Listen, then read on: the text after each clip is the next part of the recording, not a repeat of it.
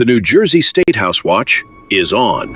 From Trenton, we explain what's happening inside the Statehouse, speaking directly with legislators, policymakers, and budget experts to bring you the facts behind the decisions.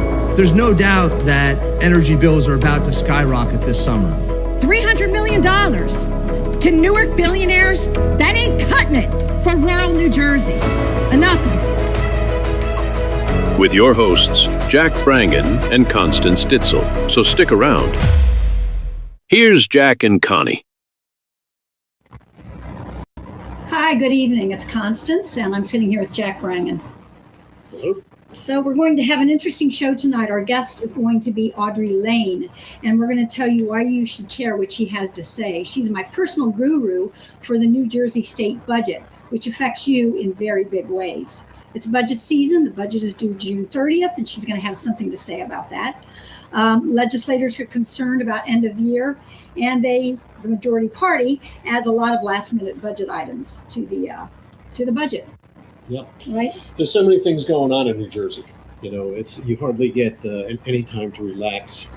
We know right when Mikey Sherrill was inaugurated, immediately we flipped into a sanctuary state. There were a series of bills that were passed. Then right after that, we changed the way vaccinations will be handled. We pulled away from the CDC in Washington, and now, the vaccination schedule will be determined by the New Jersey Department of Health. And now the mother load here with the budget. Okay, this is coming up. As Constance said, we're down to the last couple of days, and our budget has been growing quite a bit over the years. I think one of the simple benchmarks, and we'll probably get into this, is during the Phil Murphy years, those 8 years, the budget increased $20 billion. And I don't think anyone feels that $20 billion.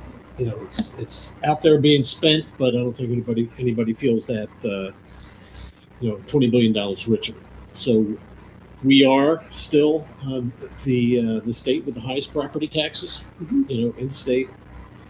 And the worst thing about that is that last year we were the highest, and the year before that we were the highest property taxes in the state. In fact, we've been the highest property taxes in the country, I should say, for the past 15 years. What a great laurel. What a great laurel. And you're going to hear tonight how we really top everything with business taxes, too. And that affects you. That affects all of us, the corporate taxes. Yeah, so you start to wonder whether, we've had basically the same party that's been in power. You wonder whether they're on our side, meaning the side of the taxpayers. Yeah.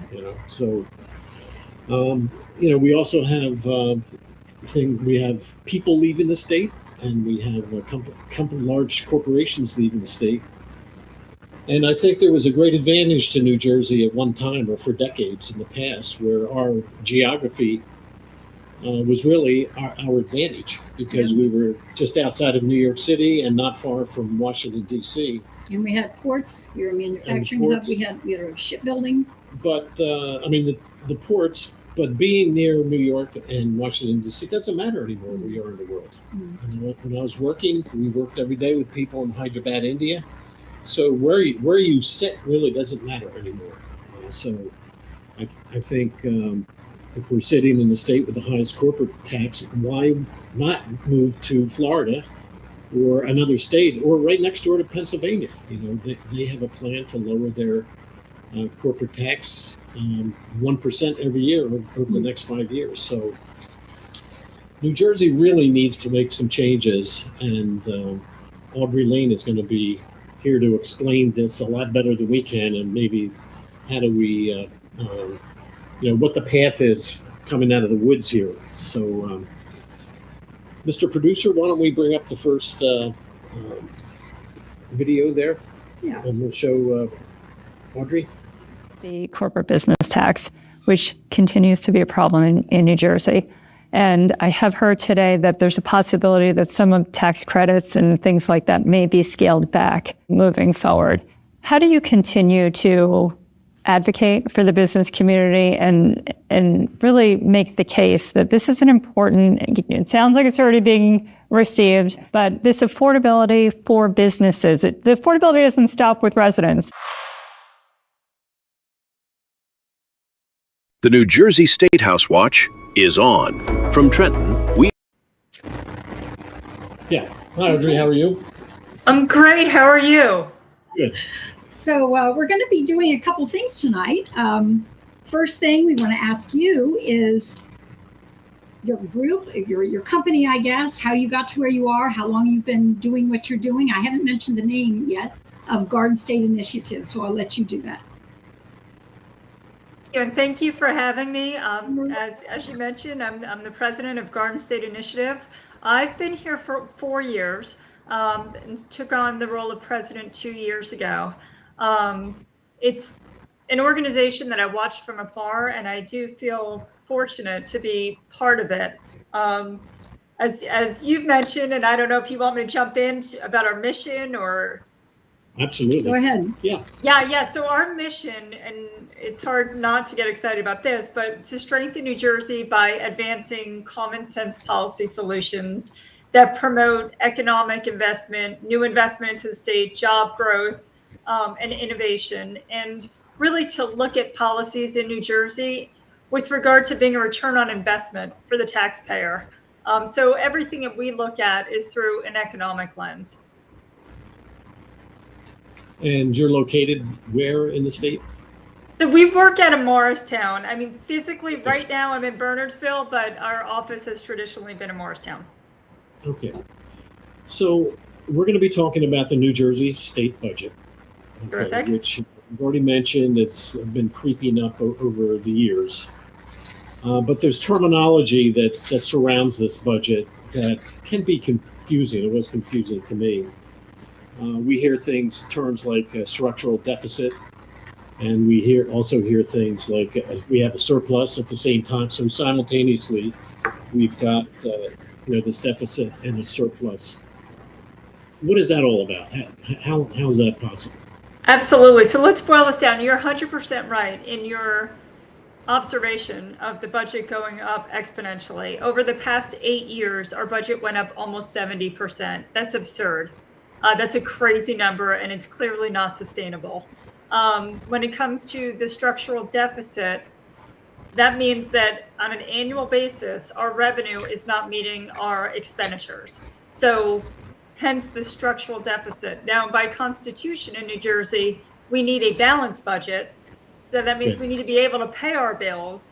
So what we do is we pull money from our surplus, which is really a fancy way of saying our savings account, I guess, if I have to boil it down. So we're pulling money from our surplus. And that was largely funded by COVID money. We received trillions in federal funding, which we are really going through at a rapid rate. As a matter of fact, in the next couple of years, we've projected that we'll go through all of it at the current rate of spending. Right. So what was the high point of the surplus that we had? Was it the high point would have been in 20. I had heard of like 10 billion. You might be right. I'm drawing a blank on that right now, but the high point would be easy to look up. It would be, back in 2020. Right. So it's somewhere around 10 billion. And because we've had this deficit, we've been drawing on this surplus. So it's been going down and down. And now this is what's going to be interesting about what Mikey Sherrill is going to reveal of how much of this deficit we're going to continue to eat into. Because even to this day, we still have a structural deficit, right? Yeah, indeed. She's reduced the amount of the structural deficit. So that's on the positive, but there is still a structural deficit, and that her budget as presented is $60.7 billion. And there was news coming out last night that is the agreed upon number. It seems that the Senate and Assembly majority leaders are on board with this number, and there's been some shuffling of allocations behind closed doors, but it does seem that they've landed on this number.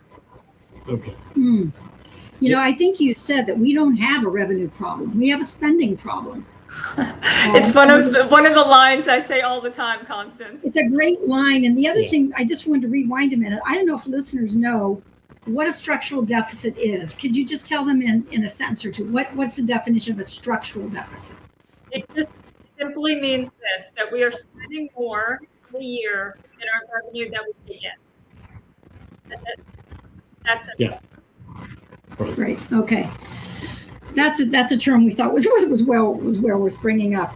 Were you going to say something? Yeah. The as far as our revenue goes, are we steady with revenue in New Jersey? In other words, has the revenue been going up every year, or has it dipped in past years? We're okay on revenue.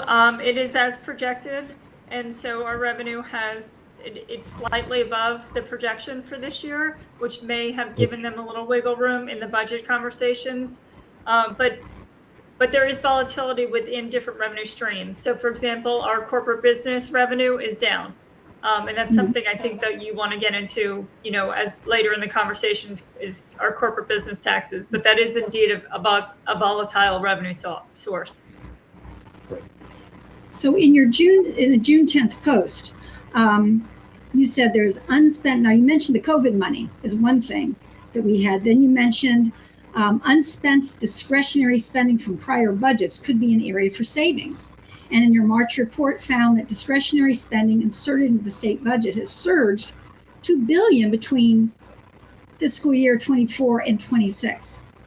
So what are you saying with this? We had unspent money from prior budgets. Correct. So that gets rolled over. That goes into the surplus if there's unspent. So there is sometimes money, and you'll see money move later in the year through different, and it has to be done legislatively. But there's just money that's moved. Maybe all of funding for certain roads wasn't used. I mean, it's inevitable that your allocations are not exactly in line. I mean, this happens on the local level as well. And then money's moved. So it's possible that you have allocations that were not 100% right. But in discretionary funding, I think, I'm not remembering that exact post, but yes, I mean, we're earmarked for hundreds of millions of dollars for 2026. Are these the same as the Christmas tree items, or is that a totally different? Yeah, discretionary spending, pork spending, Christmas tree items, that's all the same exact term in different languages. Okay. And we'll see when the budget passes next week, we will see discretionary spending. We won't find out exactly how that's earmarked for months. And there has been some legislation proposed, actually on both sides of the aisle, to shed light on that, so that we know who proposed the spending and when and how much. So in the process, when do we see the budget, her proposed budget? When will you see it? When do the legislators see it? Who's in the back room with? That is the $1 million question. And actually it's the billions of dollars question, right? So who has seen it now? Obviously the governor's team. And then there are people behind closed doors that have seen the budget. Leadership, the majority party leadership has seen. But I could tell you, in speaking with members on the budget committees, that not everyone in the budget committees has seen the budget.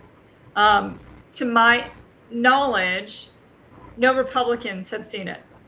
I could be wrong, but I was in touch, and it seems to be that that's what I'm hearing. So who's seen it? A handful of people. All right. So you're saying this just happened today? So yesterday there's a press announcement that went out that the $60.7 billion budget was agreed upon. Okay. And that was the total, the 60? Yeah, that is what was proposed by Governor Sherrill in her March address. And it seems that number has stuck for now.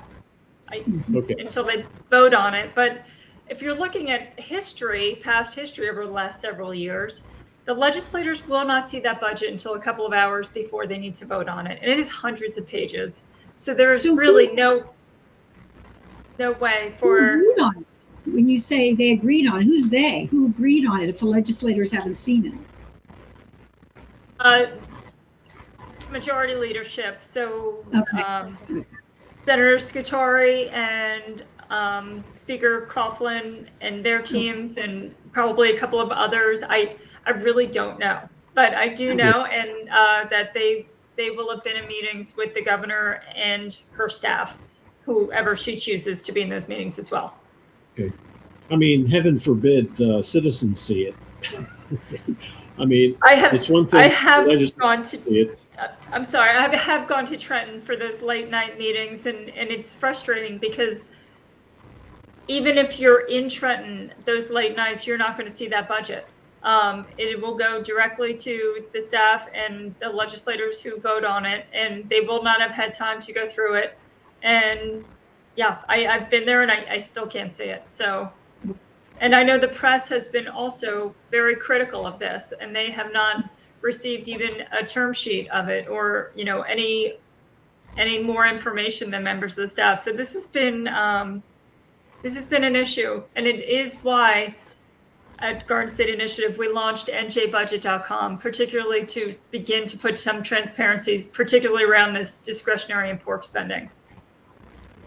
Yeah, I would recommend people watching this to go to njbudget.com. That's really a nice website in terms of simplifying where all this money goes. So you can look up right to your own county and find out allocations to the county, where I think Camden County got $50 million or something. And, when I look at that $50 million, I see things like roads and pipes, which I like, the infrastructure. Certain things, I'm just, it looks like a black hole, $1 million going to some fund somewhere that'll do something in the county. And you really wonder who's watching this money, where is the oversight, where's the audit? I mean, maybe there's something there, but. Well, why don't we jump to the first area that people do identify with these black holes? One thing people do identify with very much is schools. Yes. School funding. So are we ready to jump to the different categories? Absolutely. School funding, big deal. In fact, the governor's already stated that I think the quote was, "I know it's a ton of money, but they're not going to work on changing it for 26, 27. And yet, people have had teacher layoffs. Cherry Hill had 72 layoffs. Yeah. My town lost a school.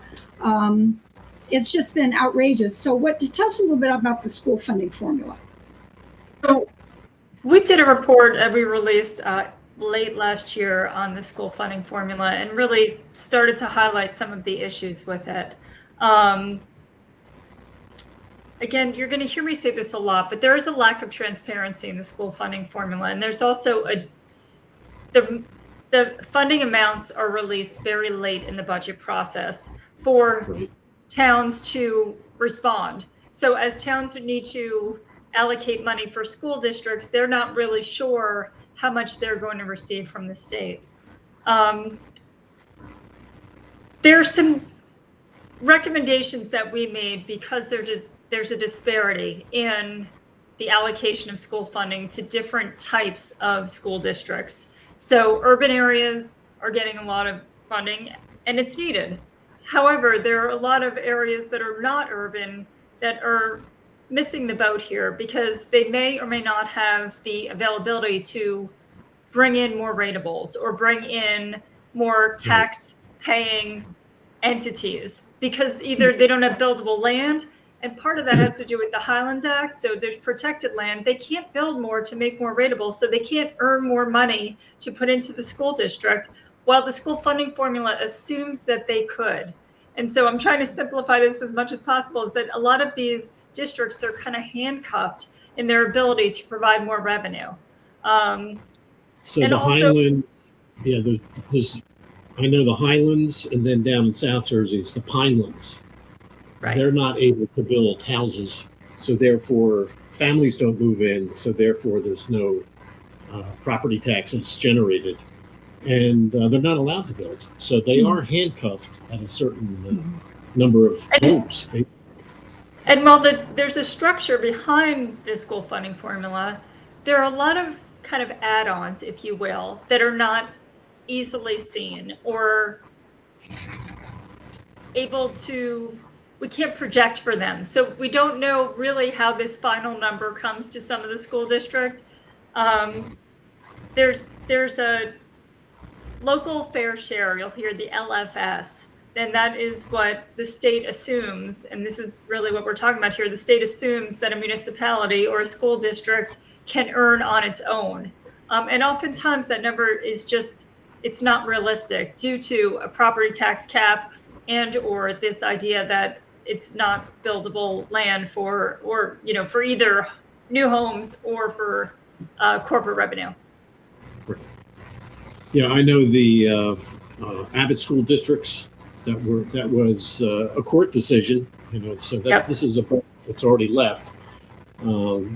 That takes, you know, maybe 40% of the total school budget, and I don't know, maybe another 5% or something like that of the entire state budget. I'm not sure what the number is. And but- yet some of them are struggling. Yeah. Camden has like a $91 million deficit, Right. and they're part of the top 10 schools that get the most funding. And their funding is manned by the state, by the way, in Camden.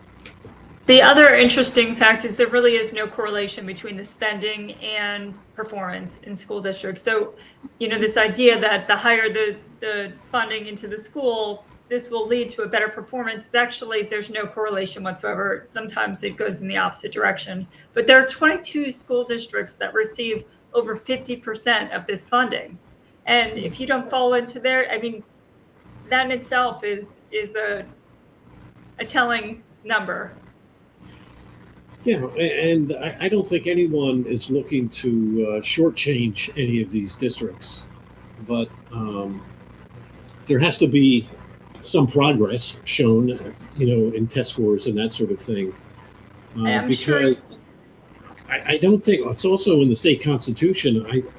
I don't think funding one district cannot, on the other hand, hurt another district. I think there's some sort of, and I'm not sure that that's not happening now. I know Tom's River, you know, they're actually selling buildings, I think, to, you know, try to close the gap.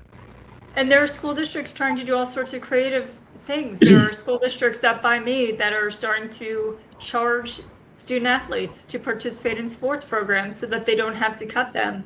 A couple of years ago, I'm sure many of your listeners have heard about the brouhaha in Newark because there was a party thrown at the end of the year that was over tens of thousands of dollars.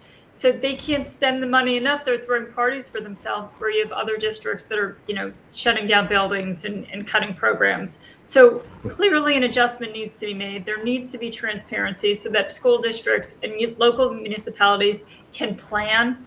And additionally, there are numbers that are completely outdated that are used in the school funding formula. We're using data from 2009, and it really does need to be updated and reviewed and brought to, you know, That's astounding. 2026. That's astounding that our governor is sitting there. Well, it's a lot of money. We really can't deal with that yet. We're going to let it go for 26 and 27, and they're working from 2009 data. The good news is that her staff has indicated that it is on the agenda. So I will take, you know, that as a positive. The previous administration did not even discuss changes to the school funding formula. So it is a positive that it's even being discussed as something that is on the agenda, just likely not for 2026. Okay. There's another fun topic. You want to bring it up? There's plenty. Tax credits is one. Oh, okay. Yeah, I was going to corporate taxes, but yes, tax credits. I don't think a lot of taxpayers exactly know. They know that you can have a tax credit with the IRS, and it just sounds like, gee, that's nice. I don't have to pay that. But what they don't think, and I didn't put two and two together, when you have these large sports stadiums where there's an 82 million tax credit, that credit goes to the developer, but the money that's not coming in has to come from somewhere. So they're pulling it from Jack and Connie and Audrey and, Right. and everybody else sitting out there. Yeah. So It's true. Yeah, go ahead. I was just gonna say, it's true. There are some of these bigger, sexier deals that bring in exciting venues or, we've been critical of film tax credits. And as much as Netflix may be bringing in some jobs, they've really been given a lot of leeway. You can look at our report. It was written by Dr. Charles Steindl, and he really breaks down film tax credits. Most economists can break down film tax credits and tell you they're not a good return on investment for taxpayers. And the other problem is it's a losing game. New Jersey will throw these tax credits. Louisiana has done this. California is now sweetening their pot. And so these film companies, they follow the tax credits. They are a movable feast, and they follow the tax credits. So much of the credits will never recoup. That being said, will remains to be seen what happens with Netflix, but that's not the full extent of our film tax credits. Right. So in that case, yes, since 2018, the movie industry has gotten almost $1 billion in tax credits. And as Constance says, if this is taxes not collected, this means there's a bridge somewhere that's not going to be built. And we're talking about an industry that employs 0.01% of people on a national level. This is not a high employment sector, nationally or in New Jersey. So throwing this kind of money at a sector that really impacts a low number of people is not what we would consider a great return on investment of taxpayer dollars. Well, I was just going to say, I think there's this thing called the Aspire program. Are you familiar with that? It's a tax credit, basically, program. And the idea is that there is a net benefit to the tax credit. So if we give out $1 million in tax credits, we'll get $1.2 million back. That's the net benefit. I don't know whether this applies here in this case or not, but because the numbers that I'm seeing here for at least the film industry, we're getting like 30 cents back on the dollar. That sort of thing. We're not gonna hit that number that you're setting with your Aspire. We're just not. Do you know, is anybody sort of auditing, or is there any oversight on these tax credits? I know the production centers do so.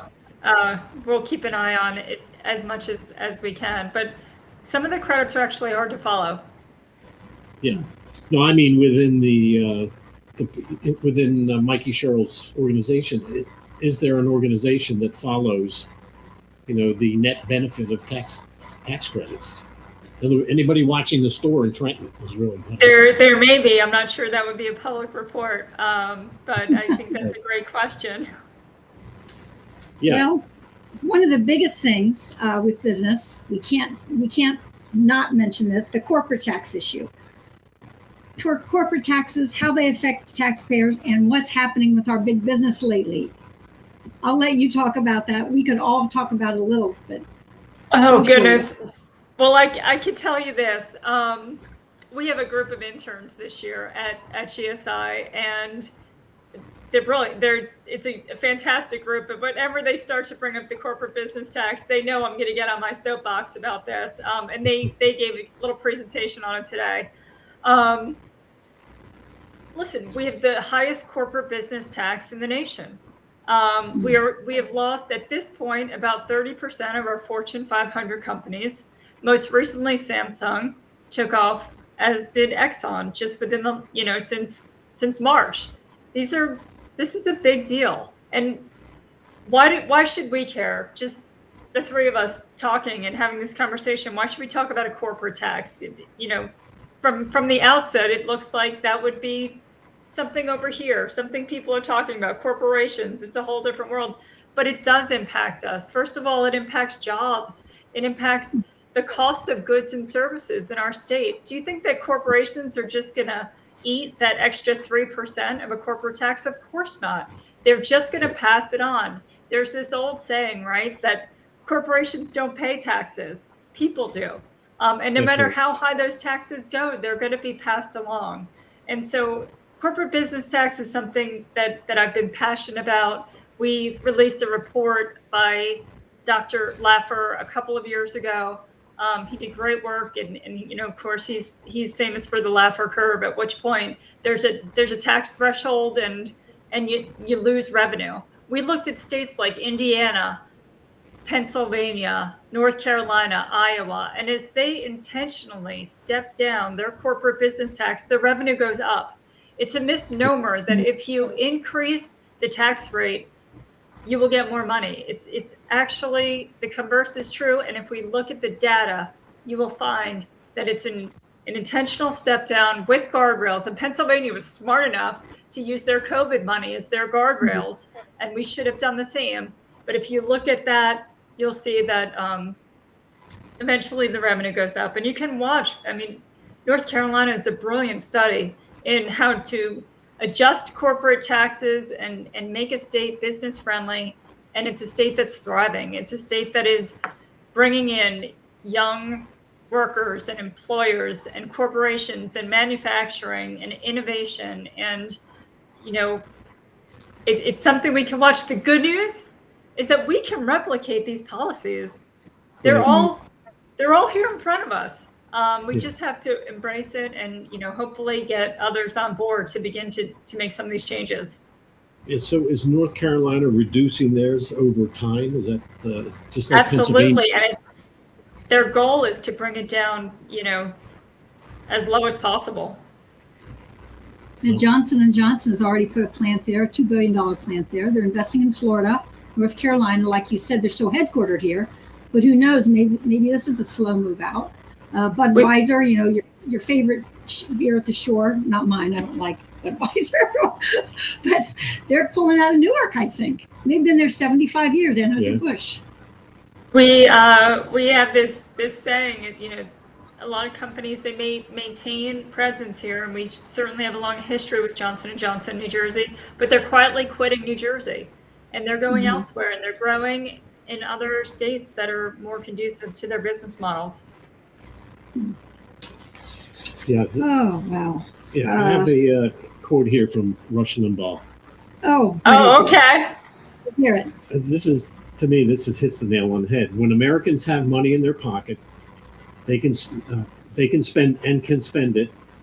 That's when capitalism thrives. It's not the government spending money that creates jobs. It's people buying goods and services. And that's really what we have to do. We cannot tax our way out of these problems.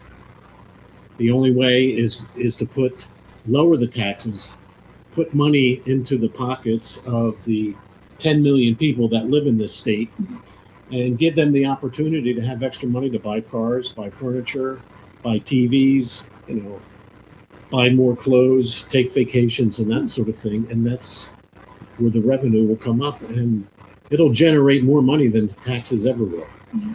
And let's make sure they all have jobs here, right? I mean, that's where it all begins.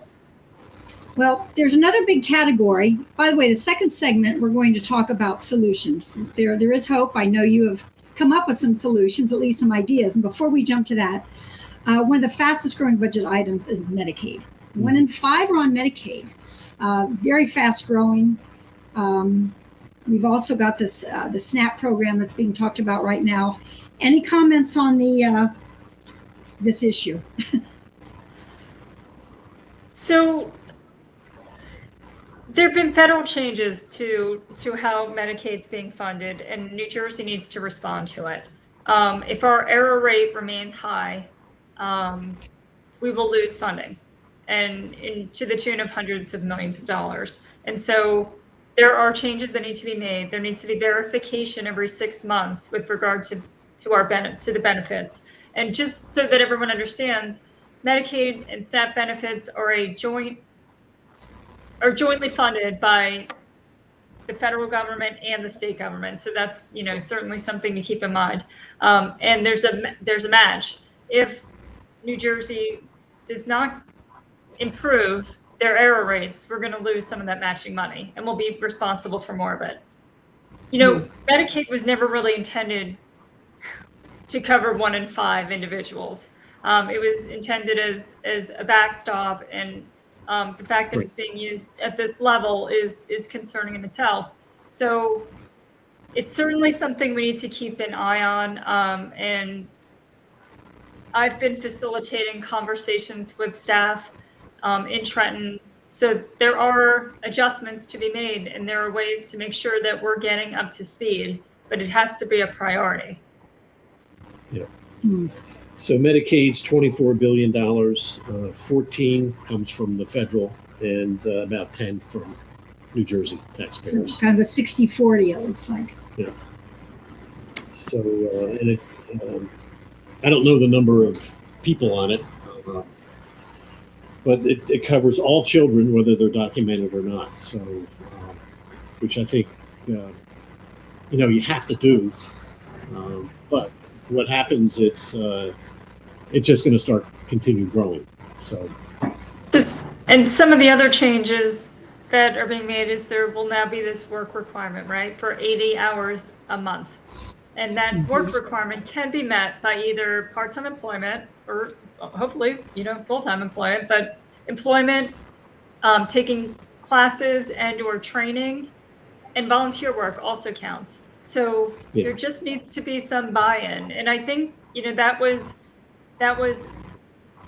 an addition that was largely bipartisan. There was a lot of agreement that would be, a good addition to the program. A couple of other changes that happened with SNAP is the age increased from 54 to 64 years old for those benefits. So that will change, the math a little bit there.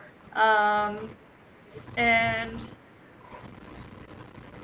these changes will roll out through 2034. I just made a few notes of this, and the work rules are now implemented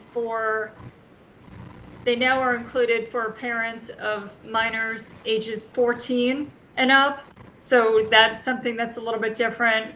And it now includes veterans, those who are possibly in a homeless situation, and or those who had formerly been in foster care. So those are new additions that are now being considered. Yeah.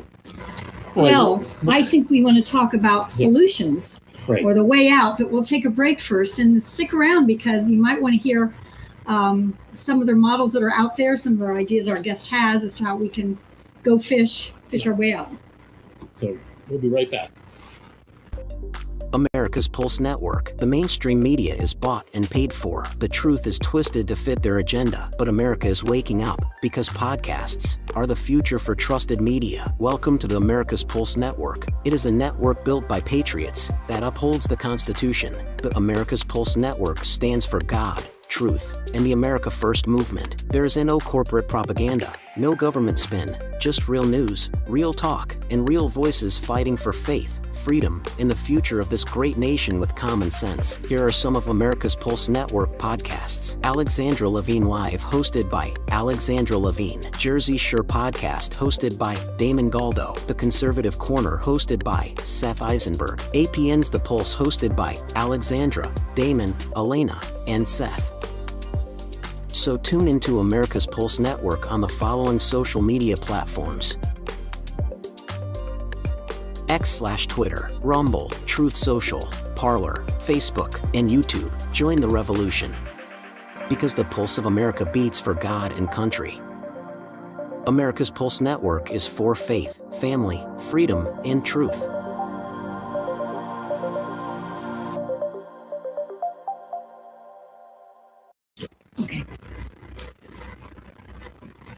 So we are back, and do we still have Audrey? You with us? We have our guest, Damon. Yeah, there she is. There she is. So, in terms of solutions, one thing, we haven't talked about the teacher pension yet. And yeah, I know this is a defined benefit, and I know you had at least one podcast with a couple of actuarial folks that were excellent and painted a picture of an alternative defined contribution that really looked very attractive, much better deal than the current pension. This was an interesting report, and actually we started working on it, and then as I was doing some research, I saw that Governor Murphy at one point had put together a task force to combat the teacher shortage that we were facing after COVID. And there were about 30 recommendations by that task force, one of which was to reimagine the pension. And so we were not alone in thinking that this was a deterrent for new teachers. And in fact, young teachers are deterred by the fact that a large part of compensation is built into a very long runway of 25 plus year buy-in, and young people don't want that anymore.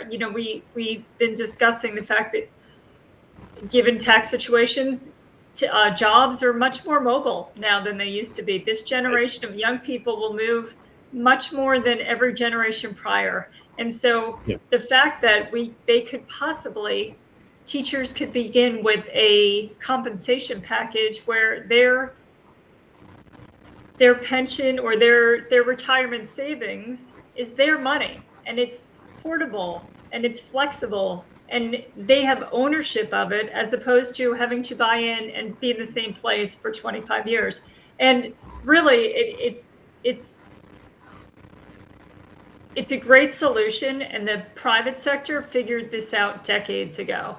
And in the end, there's no difference in the payout for the teacher. Right.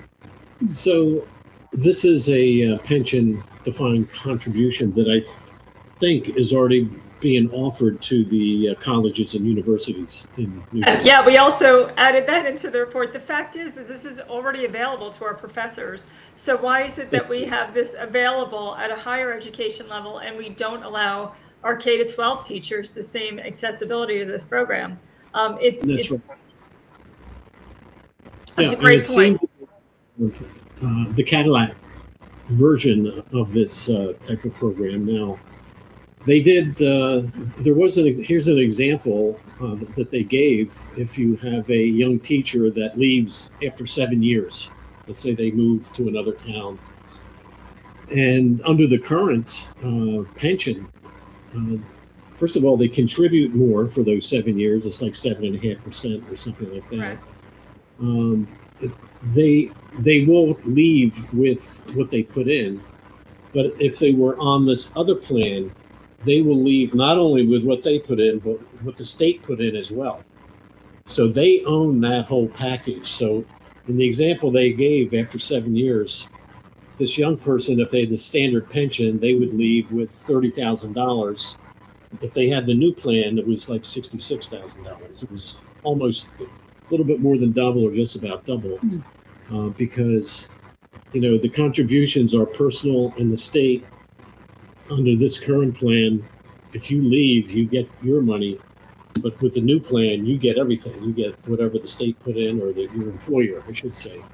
And this solution really is a win-win. It's a win as a recruitment tool for new and talented teachers who would be deterred by the former program, and it's also a win for the state in the long run. In the very short term, it's a little bit of a glitch of catch up because there is a little bit more investment by the state, but it quickly turns in favor of the state. And we really do need to start making changes to our structural policies for the long term. These policies, these pensions that are hanging over our budget, also health plans, we need to reimagine those. And it's not that we don't want to give our employees in our state wonderful benefits. Of course we do. But there are ways to make adjustments that are a win-win. So while we're on While we're on the subject, did you have a comment to that? It's going Well, to change or flip. Yeah, with the pensions, it just so happens that New Jersey has the lowest funded pension in the entire country. Really?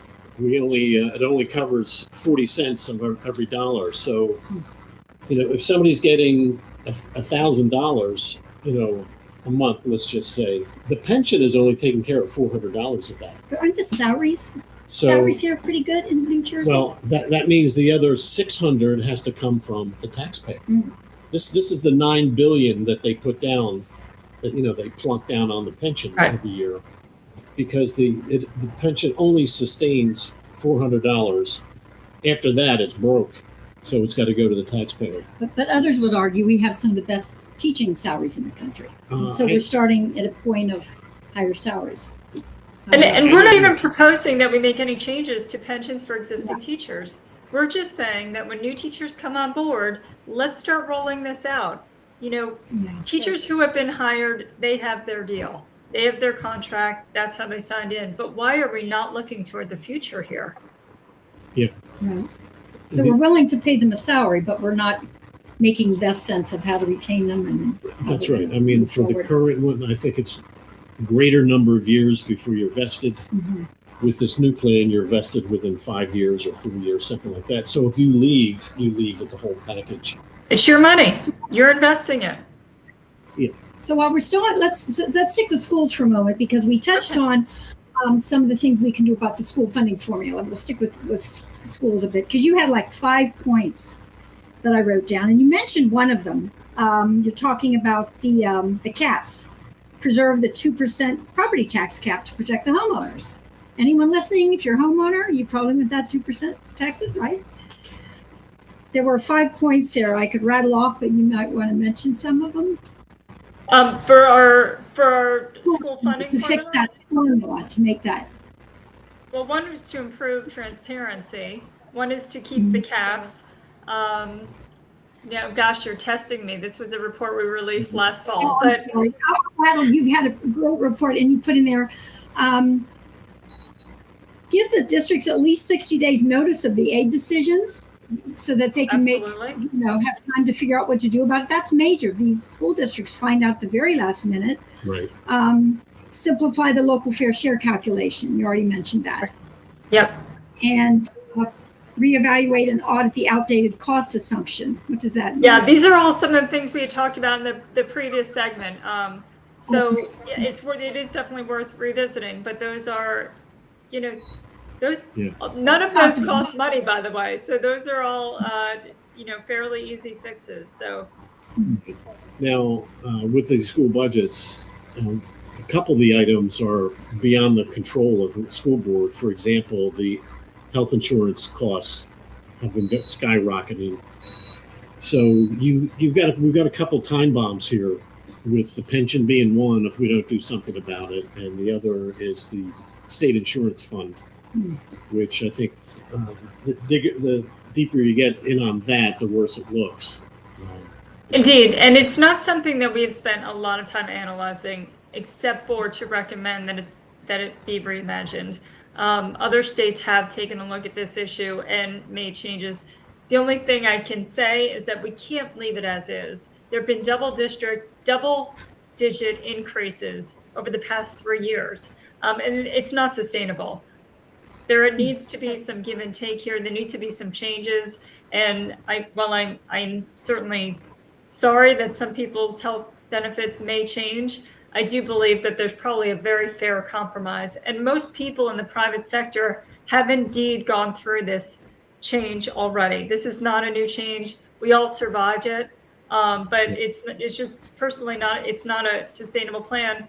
And again, if we're not willing as a state to change existing plans, we should certainly be looking to the future for new employees to change plans. That's the least we can do, is to look forward.